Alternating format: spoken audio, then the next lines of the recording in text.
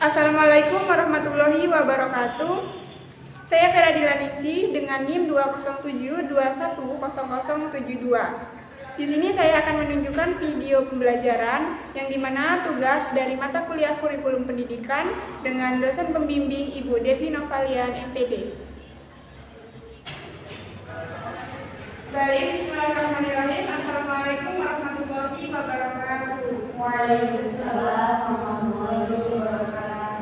Selamat pagi semuanya anak ibu, pagi ibu. Oke, seperti biasa ya, sebelum kita memulai pelajaran hari ini, alangkah baiknya kita berdoa. Ketua kelasnya, mari kita pimpin doa. Berdoa mulai. Berdoa selesai. Gimana kabarnya anak-anak hari ini? Baik ibu. Alhamdulillah pada sehat ya, pada sarapan? Udah. Nah, jangan lupa sarapan ya sebelum kita melakukan aktivitas pagi hari. Iya bu. Untuk hari ini ibu absen terlebih dahulu ya. Untuk yang tidak hadir siapa? Hadir semua bu. Hadir semua? Iya. Oke, rajin-rajin ya. Iya bu. Karena ini kan udah menjelang akhir semester ya, jadi harus rajin-rajin berangkat. Nanti takutnya anak-anak tadi panggil yang ketinggalan untuk menghadapi ujian di akhir semester. Oke, tadi kalian berangkatnya pada naik motor atau jalan kaki? Naik motor. Naik motor. Sama teman. Pada naik motor juga ya? Iya. Apa namanya deket-deket nih? Kenapa nggak pada jalan aja? Mager bu, mager. Ya mager cepat aja. Nah, zaman sekarang ini mager ya. Aturan kan lebih sehat atau lebih baik seharusnya kita berjalan. Karena itu kan ya olahraga pagi ya. Kemudian kalian juga bisa lebih sehat, bisa berkeringat itu sehat kan ya? Iya bu. Nah, berarti kalian harus rajin-rajin olahraga lagi supaya berkeringat. Nih kita ngomong-ngomong tentang berkeringat. Kalian pernah nggak sih ngebayangin kalau misalnya manusia nggak mengeluarkan keringat tuh gimana? Sakit. Sakit. Kita menjadi tidak sehat. Nah, oleh sebab itu makanya keringat itu harus dikeluarkan. Berarti tubuh kita ini udah bekerja sendiri ya, mana yang harus dikeluarkan dan yang tidak dibutuhkan oleh tubuh kita. Nah, berarti dari situ ya patut kita syukuri ya kepada Allah Subhanahu wa taala yang dimana Allah itu telah menciptakan manusia dengan kelengkapan dan kesempurnaannya sehingga tubuh kita ini mampu bekerja sendiri ya tanpa kita suruh-suruh. Dia tahu mana yang tidak dibutuhkan oleh tubuh, mana yang masih dibutuhkan, itu akan dikeluarkan dengan proses dia sendiri ya. Nah, seperti itu. Nah, terkait dengan materi kita hari ini yaitu tentang sistem ekspresi. Nah, jadi untuk tujuan pembelajaran kita hari ini itu kita akan mengetahui sebenarnya apa sih dari sistem ekspresi itu. Nah, kemudian apa saja organ-organnya yang ada di manusia ya, namanya sistem ekspresi. Dan kemudian hari ini kita akan berfokuskan untuk menganalisis dari organ ekspresi yaitu ginjal. Nah, seperti itu.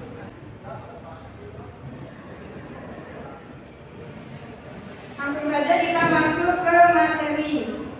Nah, sebelumnya nih ibu ada pertanyaan ini di depan. Apa yang terjadi jika kamu tidak mengeluarkan urin? Sakit. Sakit perut. Nah, Iya. betul banget ya. Apalagi kita di ruangan AC seperti ini ya. Pasti ada yang geser nggak nih? Kalau balik yang pipis. Nah, Iya. jika tidak dikeluarkan, maka perutnya Sakit. akan sakit. Itu juga akan menjadi penyebab penyakit ya. Ya, berarti jika urin itu tidak dikeluarkan akan menyebabkan penyakit. Nah, urin ini merupakan salah satu dari sistem ekspresi yang kita dikeluarkan oleh manusia. Nah, jadi apa sih itu sistem ekspresi ya? Sistem ekspresi itu merupakan salah satu mekanisme dalam tubuh kita itu untuk mengeluarkan zat-zat sisa metabolisme.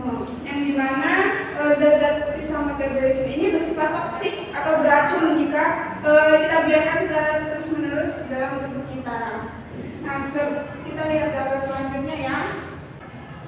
Nah, kita lihat di sini itu ada yang dihasilkan itu ya, ada seperti dari hati ataupun dari semua sel dalam tubuh kita ya, seperti respirasi ini dari zat-zat sisa metabolisme yang dihasilkan oleh hati ataupun sel dalam tubuh. Kemudian dia akan terjadi pemecahan yang akan menghasilkan seperti pemecahan protein, terjadi pemecahan hemoglobin, respirasi seluler dalam tubuh kita. Nah, nanti dia akan menghasilkan zat sisa seperti urea ataupun asam urat, bilirubin, air, karbon dioksida. Nah, dari hasil zat sisa yang dihasilkan ini dia akan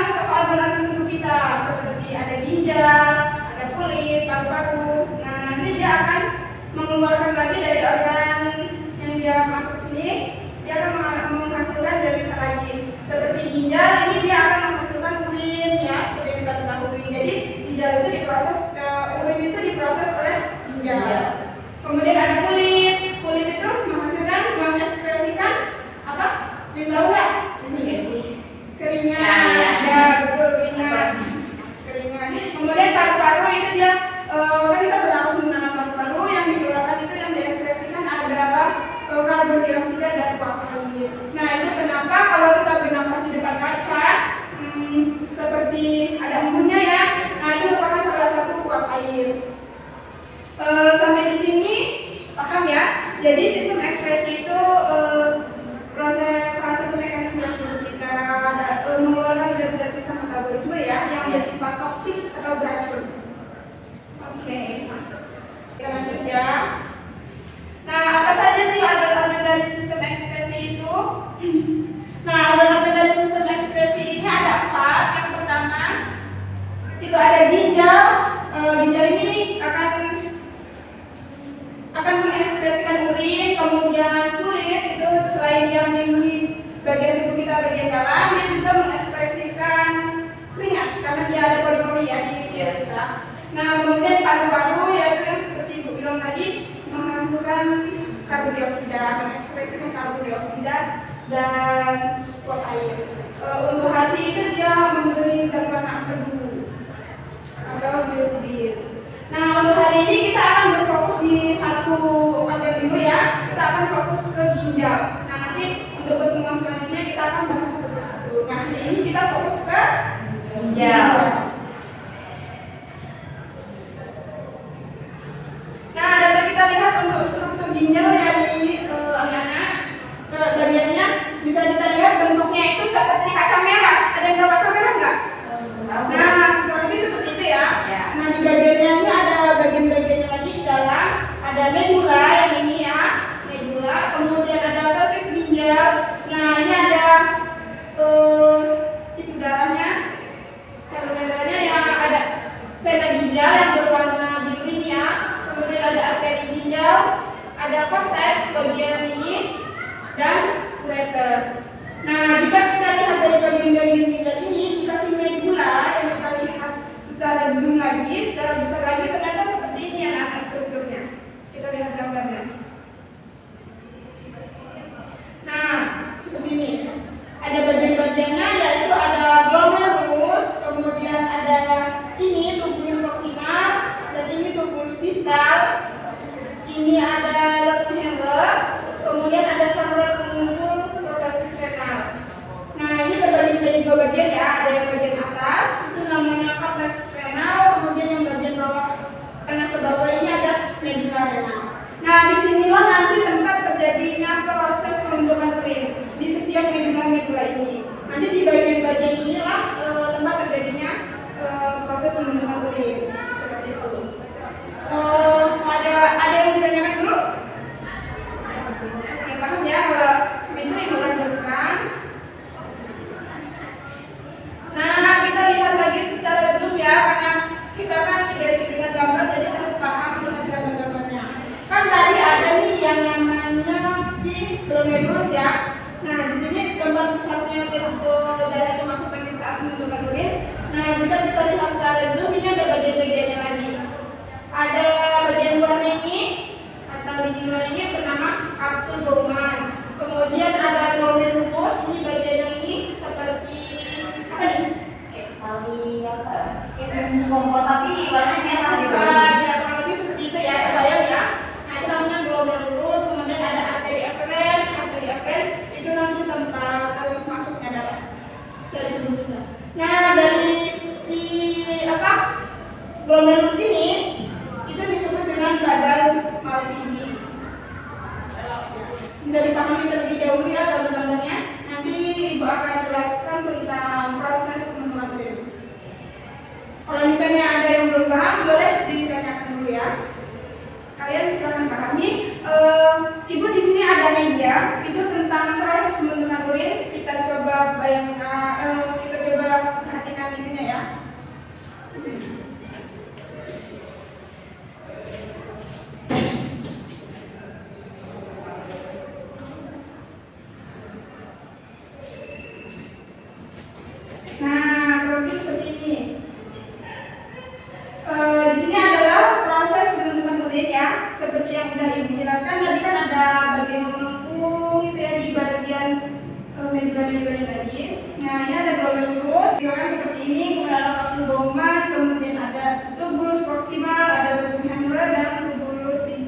seperti yang biasa gambar sebelumnya.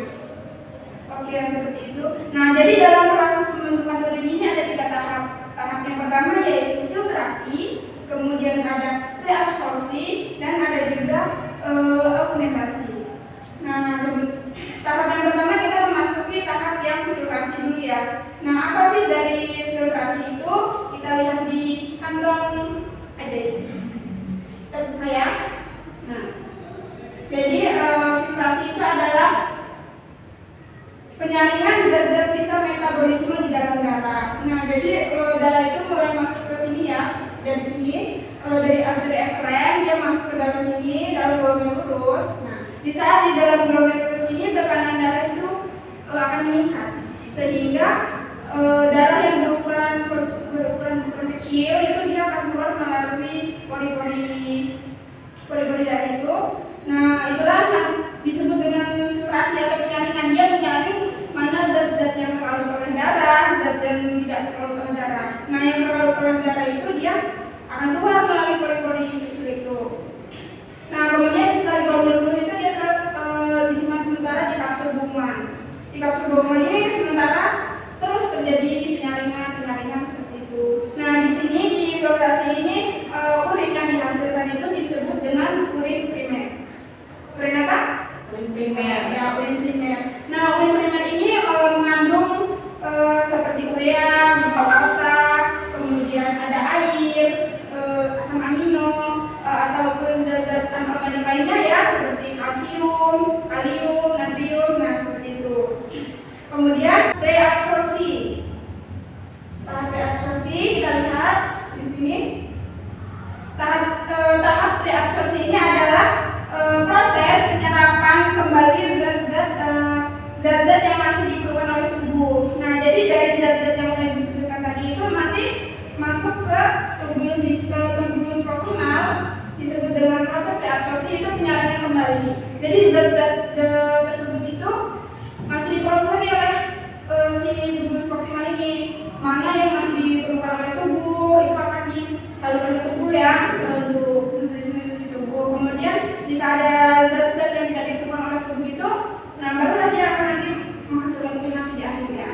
Nah, jika ada zat-zat yang masih diperlukan itu akan kembali diserap oleh tubuh.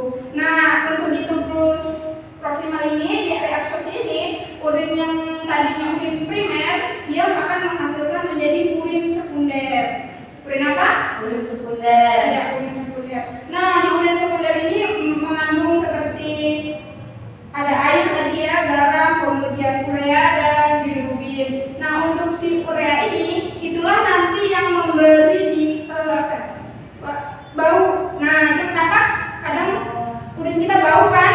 Nah, seperti itu. Nanti si urea inilah, tadi dia yang mengandung sedikit lah ya, karena sebagian diserap oleh tubuh. Jika yang udah nggak digunakan tubuh itu akan dilarikan ke urin, sehingga urin kita jadi ada yang bau. Kemudian si urobilin inilah nanti yang memberi warna. Kenapa pipis kita itu ya kadang ada warnanya. Nah, seperti itu. Jadi di reabsorpsi ini yang dihasilkan yaitu urin sekunder. Yaitu kemudian kita lanjut ke tahap ketiga ya. Oke, maaf sebelumnya dari tubulus proksimal itu dia terus berjalan ya ke lubung Henle untuk menuju ke tubulus distal. Nah, dalam proses inilah masih terjadi penyerapan ya hingga tahap akhir mana yang masih diperlukan oleh tubuh. Nah, untuk augmentasi tahap yang terakhir itu kita lihat apa itu augmentasi. Nah, augmentasi ini adalah pengeluaran zat-zat yang tidak diperlukan tubuh ke dalam urin sekunder.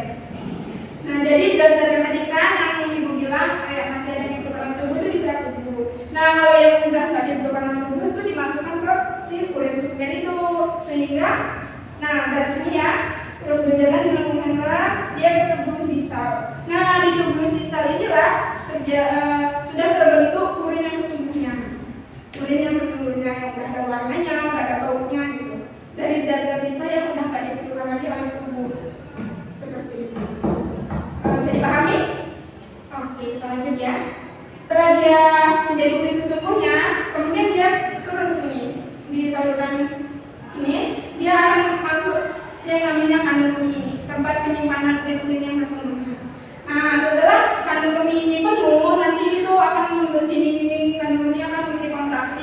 perlu kita akan memberi informasi ke otak juga ya, sehingga nanti tiba-tiba kan kita jadi pengen pipis. Nah, seperti itu. Oke, sampai di sini kira-kira ada yang bingung nggak? Nggak ya? Oke, betul semua ya anak-anak ibu? Sampai udah jelas. Kayaknya nanti kalau udah pada paham, boleh lah ya kuis-kuis sedikit di akhir pembelajaran? Boleh. Oke. Oke, sepertinya cukup jelas ya. Bisa dipahami terlebih dahulu? Insya Allah bisa ibu. Iya. Oke, bisa dipahami terlebih dahulu ya. Jika ada yang kurang paham bisa ditanyakan kepada ibu. Oke, kita lanjut ya. Kalau misalnya nggak ada yang bertanya, berarti ibu yang bertanya ya. Ibu. Seperti biasa.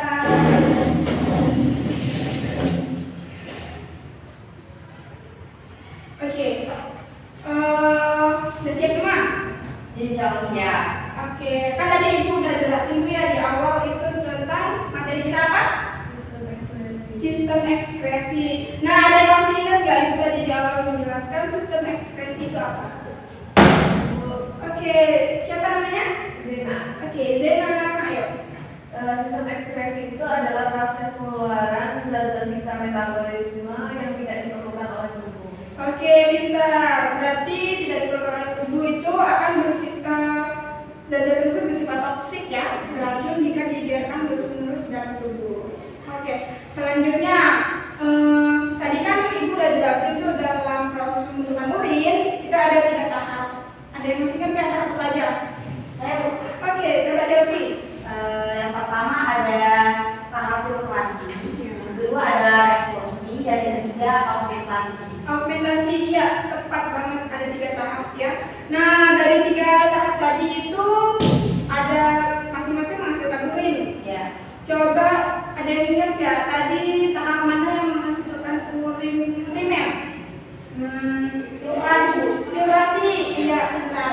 Kalau untuk menghasilkan urin sekunder, Resorpsi. reabsorpsi. Nah, urin yang terakhir, proses yang terakhir yaitu menghasilkan urin yang sesungguhnya. Augmentasi. Oke, augmentasi. Udah pada pintar semua ya? Alhamdulillah. Ya, Bu. Sepertinya udah habis ya jam kita. Oke, berarti sebelum kita tutup dapat kita tarik kesimpulan terlebih dahulu ya untuk yang ibu jelaskan hari ini, yaitu tentang sistem ekspresi. Jadi sistem ekspresi itu adalah proses pengeluaran zat-zat sisa metabolisme yang tidak diperlukan lagi oleh tubuh. Nah, apa saja organ-organ tersebut? Itu ada 4 ya. Ada ginjal yang menghasilkan urin, kemudian ada kulit yang mengekspresikan keringat, ada paru-paru yang mengekspresikan oksigen dan uap air, kemudian ada hati itu memberi zat warna tubuh. Nah, dari yang sudah dijelaskan tentang proses pembentukan urin tadi itu ada 3 tahap, itu ada filtrasi, reabsorpsi, dan juga augmentasi. Baik, kalau sudah paham semua, materi ini bisa diulang-ulang kembali nanti di rumah. Kemudian tugasnya juga kalian baca materi-materi selanjutnya ya. Hari ini kita udah membahas tentang ginjal, minggu depan kita akan masuk ke kulit. Oke. Kalian bisa baca-baca mengenai mekanisme pengeluaran kulit ya, kemudian zat-zat metabolisme lainnya dalam tubuh kita. Belajar ya di rumah? Ya, Bu. Oke, baik. Sepertinya cukup ya untuk pelajaran kita hari ini. Mohon maaf apabila ada salah-salah kata dari ibu dalam menjelaskan materi. Ibu akhirnya sekian. Ibu ucapkan terima kasih. Wassalamualaikum warahmatullahi wabarakatuh. Waalaikumsalam warahmatullahi wabarakatuh. Terima kasih telah menyaksikan video saya. Thank you for watching.